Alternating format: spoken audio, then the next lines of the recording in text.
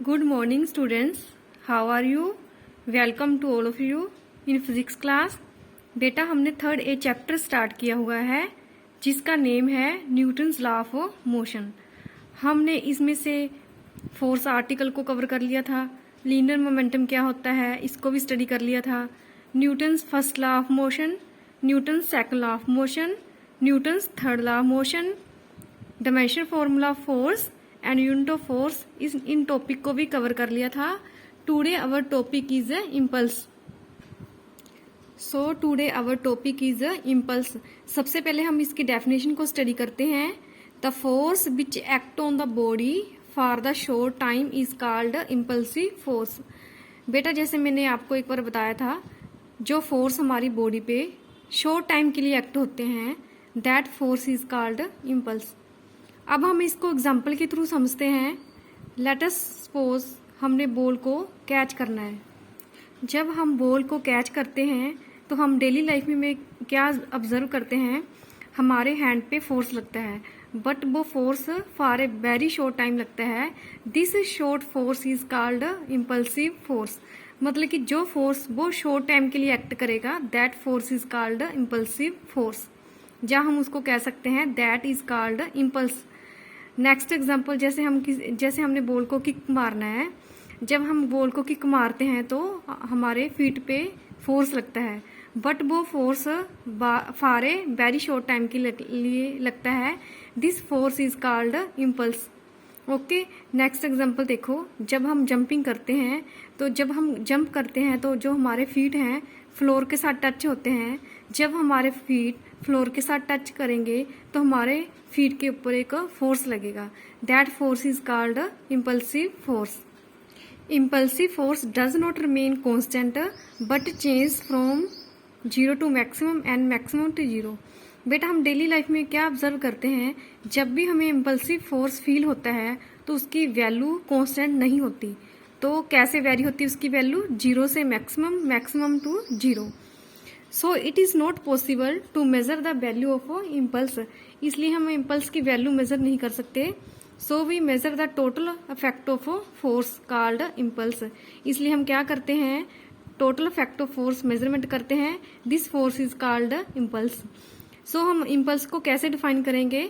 Impulse is equal to average force into time. जो हमारे मतलब कि जब हम बॉल को कैच करते हैं हमारे हैंड पे फोर्स लगता है, तो जो हमारे हैंड पे फोर्स लगेगा उस फोर्स को हम एवरेज फोर्स कंसीडर करेंगे। मतलब कि उसकी वैल्यू कंसीडर करेंगे 0 to maximum, maximum to 0 into time. जितने टाइम के लिए हमारे हैंड पे फोर्स लगेगा उसको हम कहते हैं टाइम। नेक्स्ट इसका mathematic formula. According to Newton second law of motion we know that F is directly proportional to the rate of change of momentum. हमने लास्ट लेक्चर में ये आर्टिकल ड्राइव किया था, force is directly proportional to the rate of change of linear momentum, where P is linear momentum, F is force. D upon D T का मतलब है जो momentum की वैल्यू है वो with respect to time vary हो रही है। अब हम इसकी क्रॉस मल्टीप्लाई कर देंगे, ठीक है, तो हमारे पास आ गया F D T is equal to D P. अब हम जहाँ पे लिमिट पुट करेंगे और इसका इंटीग्रेशन करेंगे। सबसे पहले हम लिमिट पुट करेंगे 0 to T. 0 to T limit क्यों पुट करेंगे? क्योंकि हमने डिफाइन किया सबसे पहले जो इम्पल्स है वेरी करता है 0 टू मैक्सिमम। 0 क्या है? मिनिमम टाइम, और टी क्या है? मैक्सिमम टाइम, ठीक है। और इस साइड हम लिमिट पुट करेंगे P1 एंड P2। P1 का मतलब मिनिमम मोमेंटम, P2 का मतलब मैक्सिमम मोमेंटम। मैंने आपको बताया था इंटीग्रेशन हम कैसे करते हैं किसी भी फिजिकल क्वांटिटी का। इंटीग्रेशन करने के लिए देखो बेटा, जो डी के साथ वाली टर्म होती है उसको हम इंटीग्रेशन के अंदर रखते हैं, जो बाकी सारी टर्म होती है उसको हम इंटीग्रेशन से बाहर निकाल लेते हैं। अब देखो डी के साथ वाली टर्म टी है, इसलिए इस टर्म का हम टी के विद रिस्पेक्ट टू इंटीग्रेशन करेंगे, ठीक है। तो एफ को हम बाहर निकाल लेंगे, टी का इंटीग्रेशन मतलब कि यहाँ पे क्या है 1 है, तो 1 का इंटीग्रेशन करेंगे हम। 1 का integration with respect to T करना है, इसलिए 1 का इंटीग्रेशन आ जाएगा टी। हम यहाँ पे लिमिट पुट कर देंगे, minimum limit, maximum limit. Next हमने इस साइड का इंटीग्रेशन करना है। डी के साथ वाली टर्म क्या है? पी, इसलिए हमने पी के विद रिस्पेक्ट टू इंटीग्रेशन करना है, ठीक है। यहाँ पे क्या है 1, 1 का इंटीग्रेशन आ जाएगा p, हम लिमिट पुट कर देंगे, lower limit upper limit. Then हमने लेफ्ट हैंड साइड और राइट हैंड साइड में लिमिट पुट करनी है। लिमिट पुट करने का क्या मेथड होता है, upper limit minus lower limit. हम t की जगह पे t पुट कर देंगे, फिर t की जगह पे 0 पुट कर देंगे। इस साइड हम p की जगह पे p1 p2 पुट कर देंगे, माइनस फिर p की जगह पे p1 पुट कर देंगे। तो हमारे पास ये इक्वेशन आ गई। हमने बोला था impulse is equal to average force into time. So average force into time is equal to the rate of change of linear momentum. देखो सबसे पहले मोमेंटम p1 था और आफ्टर टाइम t मतलब कि मोमेंटम p2 है, इसलिए हम कह सकते हैं p2 माइनस p1 क्या है, change in linear momentum. So इसको हम इम्पल्स मोमेंटम थ्योरम बोलते हैं। Impulse is equal to average force into time is equal to rate of change of momentum. This is called impulse momentum theorem. Next, what is the dimension formula of the impulse?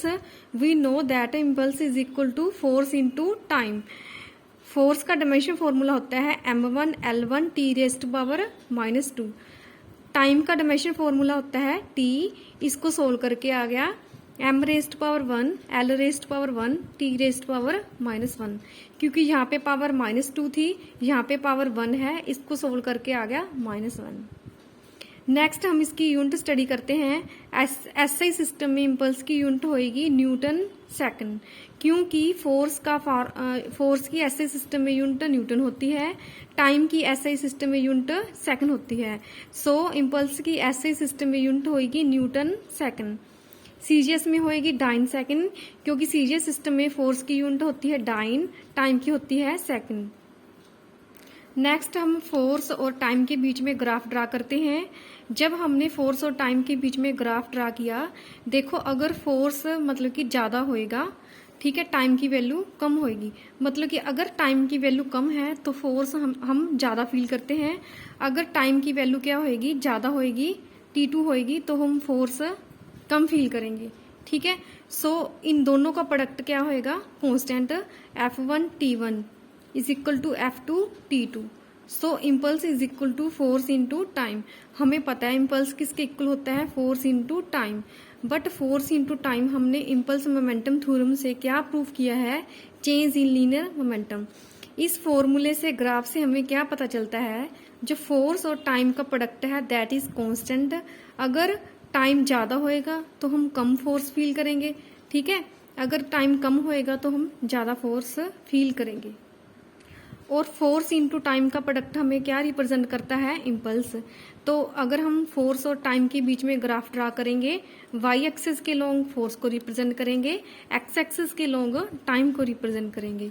जो force और time graph के under area आएगा that represent impulse. बेटा जैसे हमने second unit में prove किया था आर्टिकल, जो हमारा वेलोसिटी और टाइम के बीच में ग्राफ होता है, उनके अंडर जो एरिया होता है वो डिस्प्लेसमेंट को रिप्रेजेंट करता है। यहाँ पे क्या है, जो फोर्स और टाइम के भी अंडर एरिया आएगा दैट रिप्रेजेंट इम्पल्स। सो हम ऐसे कह सकते हैं, so impulse is produce is equal to the area enclosed by the force curve and time axis.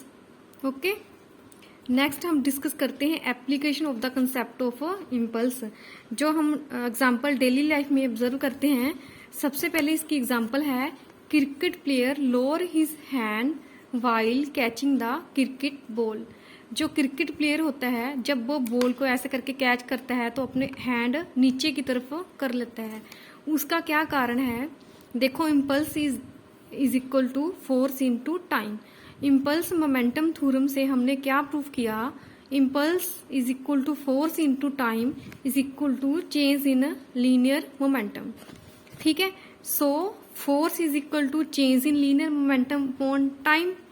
So for a given change in linear momentum, अगर हमारे पास जो linear change in momentum है that is constant, but अगर हम time increase करते हैं तो force की वैल्यू क्या हो जाएगी, डिक्रीज। ठीक है, इसलिए जो क्रिकेट प्लेयर होता है जब वो बॉल को कैच करता है ऐसे अपने हैंड नीचे की तरफ कर लेता है, क्योंकि जब वो हैंड नीचे की तरफ करेगा तो टाइम की वैल्यू इंक्रीज हो जाएगी, फोर्स की वैल्यू डिक्रीज हो जाएगी। तो अगर फोर्स की वैल्यू डिक्रीज होगी तो जो क्रिकेट प्लेयर होता है उसको अपने हैंड पे कम फोर्स फील होता है, ठीक है, कम पेन फील होता है।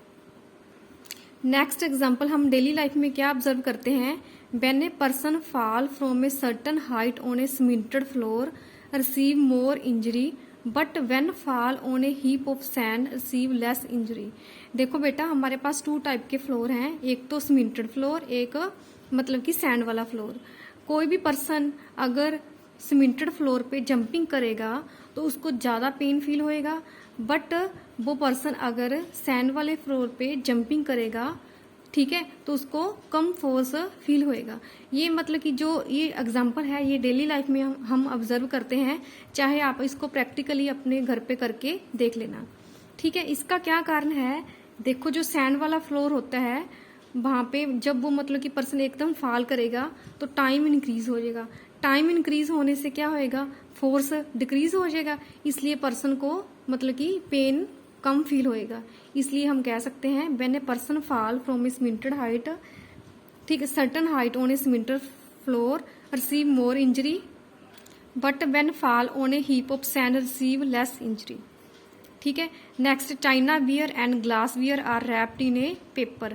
देखो जब हम मार्केट से कोई भी ग्लास वियर का सामान लेके आते हैं, कोई भी ग्लास लेके आते हैं, ठीक है, या चाइना वियर कोई भी सामान मार्केट से लेके आते हैं तो जो शॉपकीपर होते हैं हमें सामान को रैप करके देते हैं। इसका क्या कारण है, जब वो सामान को रैप करके देंगे बाई चांस जो वो सामान है वो नीचे गिर जाता है तो अगर टाइम मतलब कि ज़्यादा होएगा तो फोर्स कम फील होएगा, ठीक है, तो वो टूटने से बच जाते हैं। Okay, next, it is difficult to catch a cricket ball then to catch a tennis ball. Cricket ball को कैच करना थोड़ा डिफिकल्ट होता है, टेनिस बॉल को कैच करना थोड़ा इजी होता है। सो स्टूडेंट्स, आज हमने इम्पल्स को अच्छे से डिस्कस कर लिया है। बेटा ये बहुत इंपॉर्टेंट आर्टिकल है, आपने अच्छे से स्टडी करना है। एक बार मैं आपका इसको ओवरव्यू दे देती हूँ। जो हम डेली लाइफ में क्या ऑब्जर्व करते हैं, जो फोर्स वेरी शॉर्ट टाइम के लिए एक्ट करता है that force is called impulse, ठीक है। जैसे हीटिंग के दौरान हमें फोर्स फील होता है बट फोर्स शॉर्ट टाइम के लिए फील होता है, जंपिंग के दौरान हमें फोर्स फील होता है बट वो फोर्स कम टाइम के लिए फील होता है, that force is called impulse.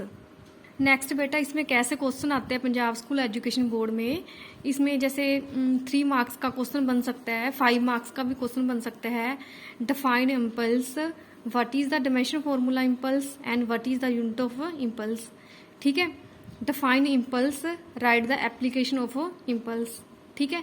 Define impulse, explain the impulse momentum theorem, ठीक है। ऐसे क्वेश्चन बन सकते हैं, मतलब कि डेफिनेशन के साथ वो कोई भी एप्लीकेशन को अटैच कर सकते हैं क्वेश्चन में, इम्पल्स मोमेंटम थ्योरम को भी अटैच कर सकते हैं, ठीक है, एप्लीकेशन को भी अटैच कर सकते हैं।